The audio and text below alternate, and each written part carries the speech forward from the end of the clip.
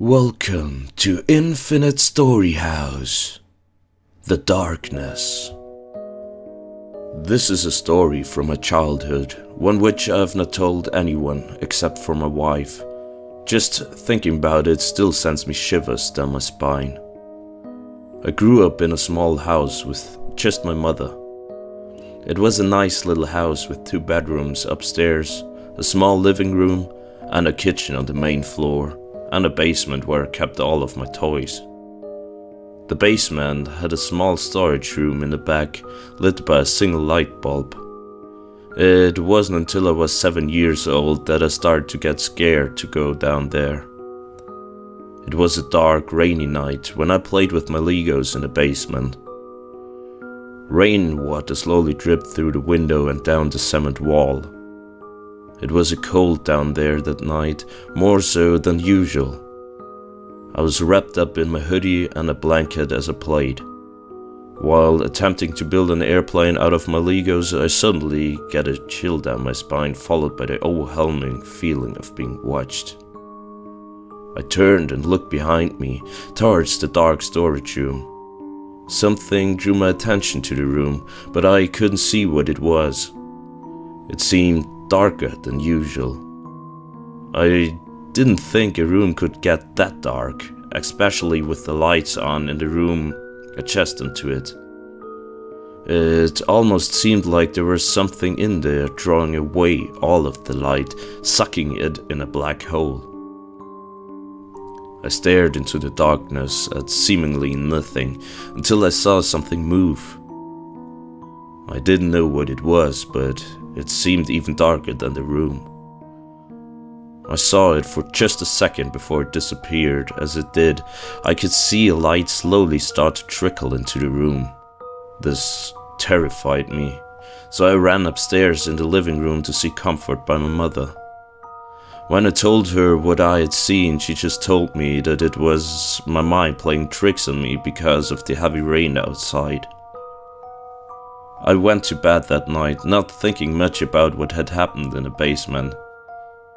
I lay back in my bed and closed my eyes, just like on any other night. I fell asleep rather quickly. Although I fell asleep like it was a normal night, the night was less than normal.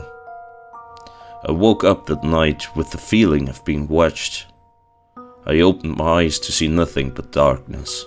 I couldn't even see the light from the street light outside of my window. Thinking that maybe my blinds were closed, I looked across the room for the soft green glow of my alarm clock, but it wasn't there. At that moment, I realized that this was a lot like the darkness I had seen in the basement, and that scared me. My fear doubled in an instant when I thought I saw movement in the darkness. In my terror from seeing that there was something in my room, I pulled my blankets over my head and screamed.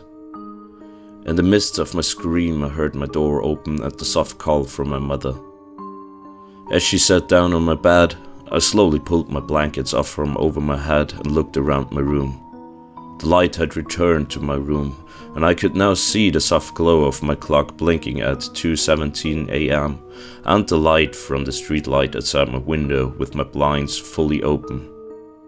My mother asked me what was wrong, and I told her what had happened. Reassuringly, she told me that it was just a nightmare and to go back to sleep. She gently kissed my forehead and left my room, closing the door behind her. It was hard for me to fall asleep after that, so I just watched my clock slowly tick away the minutes.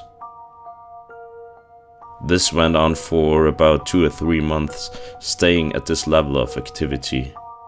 Nothing more than a feeling of being watched in the darkness. However, that all changed on Halloween night. It was a typical Ontario Halloween night. Cold, windy, and rainy. I had returned home that night from trick-or-treating with my mom at about 8 o'clock and went down to the basement to play with my toys for a bit before bed. I could hear the rain tap against the basement window and the wind whistling as it blew between my house and my neighbor's house.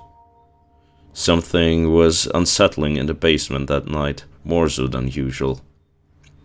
As I played, I thought I heard sounds coming from the storage room, but every time I looked there was nothing. This was nothing strange to me as it had been happening for the last few months, so I continued to play. I played for about 10 minutes when the power suddenly went out, and that's when everything changed. As soon as the power went out, I heard more movement from the storage behind me. I immediately looked behind me to see a quick flash of red light and then darkness.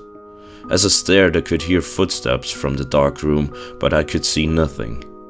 The footsteps slowly made their way toward me, the darkness somehow getting darker as I approached, until they suddenly stopped. I moved my eyes around the room, careful not to move any other part of my body in fear that whatever this was would see me. I looked around the room trying to see what this thing was, but I could see nothing. It was so dark I couldn't even see my feet. I wanted to run upstairs to safety of my mother, but I was frozen in fear, so I didn't move a muscle or even breathe. I sat in silence, listening for whatever was in the room with me. I couldn't hear a sound, not even the rain on the window and the wind between the houses. As I listened, the hair on my arms and the back of my neck stood up on edge, and I got chills down my spine, and that's when I heard it. A deep voice whispered into my right ear. "You will be mine, Robert." I instantly screamed and ran to the stairs, tripping on toys along the way. I made my way up to the stairs, through the door to the living room, slamming the door behind me. I ran to my mother, crying, and she helped me, not knowing what was going on. I told her what had happened, but she just told me that my mind was just playing tricks on me again, and what I had heard was just the wind, but my mind exaggerated it because of the darkness. From that moment in the basement, no matter what my mother said, I knew that whatever this thing was, it was real.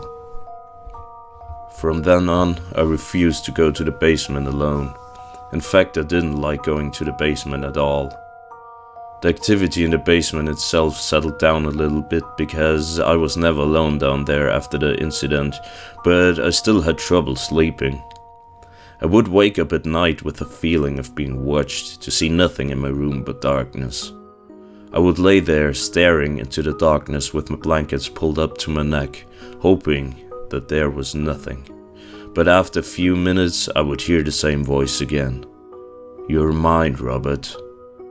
The second I would hear that voice, I would pull my blankets over my head and scream, causing my mother to run into my room, and every time she would say it was just a bad dream. The sequence would go on at least twice per week until August of 1998, when the activity escalated yet again. My mother had been dating her now husband for a while now, and we were preparing to move into his house. I was going to be on vacation for 2 weeks in Quebec with my grandparents, as my mom moved our things into the new house, but what happened my last night in that house still terrifies me to this day.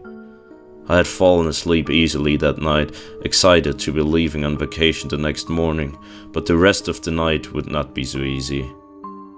I woke up again that night, this time the sound of breathing.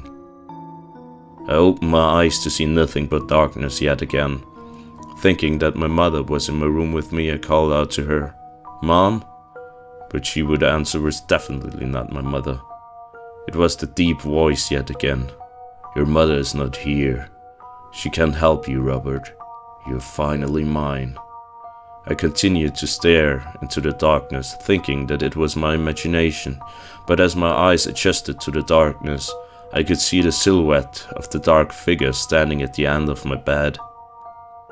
I immediately pulled up my blankets and screamed, but my mother didn't come. I felt pressure on the end of my bed as if someone was sitting on it. I screamed again. Suddenly I felt something grab onto my ankle under the blankets and pull. I somehow managed to turn onto my stomach and grab the end of my mattress, but only gave me a few seconds before it shifted and I was pulled right out of my bed. I continued to scream, louder than I had ever screamed before. Finally, I could hear my mother get out of bed and make her way to the door, Only this time when she reached it, the door did not open. The entity continued to drag me toward the door as I continued to scream. I could hear my mother pushing against the door trying to get it open, without success. As it dragged me across the carpet, I tried to grab onto anything that I could, but the only thing that seemed to work was the foot of my bed. I stopped as it took hold, and I finally stopped moving towards the door. I could feel the entity begin to pull harder, hard enough to lift my body off the carpet, but I managed to hold on. As I fought the entity, I could hear my mother struggle with the door. It took my mother a good 2 or 3 minutes to finally get it open. As the door finally opened, light returned to my room, and I no longer felt the grip on my ankles, and I fell back to the carpet. I looked around the room, terrified. My room was a disaster.